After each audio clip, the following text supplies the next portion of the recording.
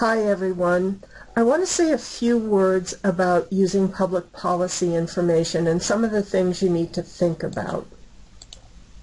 Hopefully you took some time and looked at the videos that talk about some general rules for evaluating information. Things like looking at authority, quality and accuracy, currency, objectivity, and coverage. But when you're looking at material from public policy research organizations, there are some other things to think about. Often these organizations are called think tanks. I'm using think tank defined in a very broad way as any organization, private or governmental, that conducts research and advocacy across public policy issues. It could be social policy, it could be healthcare, foreign relations or military affairs, cultural affairs, or economic affairs.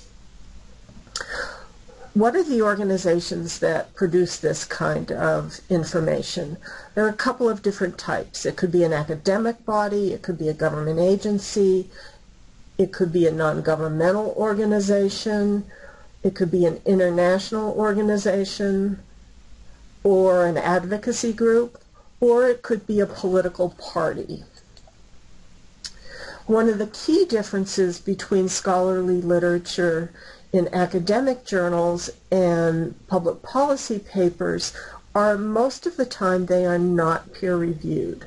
That means they are not formally vetted by other scholars in the field, and they're not necessarily intended as an objective examination of an issue. They're usually not empirical research studies in the sense we think of them in academia, though occasionally a think tank will be contracted to do a study that might be a bit more empirical. Most think tanks will tell you that they are nonpartisan, and that's generally true, but think tanks and public policy research entities generally exist to influence policy discussions. So in that sense, nonpartisan doesn't mean there isn't a point of view being advanced by an organization. And I'm going to use a U.S. example here, using some organizations you may be familiar with. The Cato Institute, the Heritage Foundation, and the Center for American Progress are all well-known, well-respected think tanks.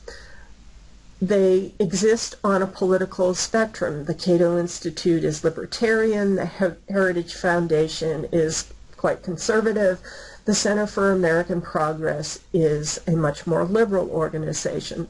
They are going to look at the same issues and often draw different conclusions as to how those problems could be addressed. That's neither good nor bad. It simply is different, and you need to be aware of those differences. So how do you learn about an organization that you're not familiar with so you can evaluate the information? Go to their website, read the About the Organization information, pay particular attention to the mission and goals, examine the language that's used. What does it tell you about the organization's perspective? If they talk about market forces, if they talk about progressive ideas, that will give you some sense of where on the political spectrum an organization sits. Also examine the totality of the research output of an organization.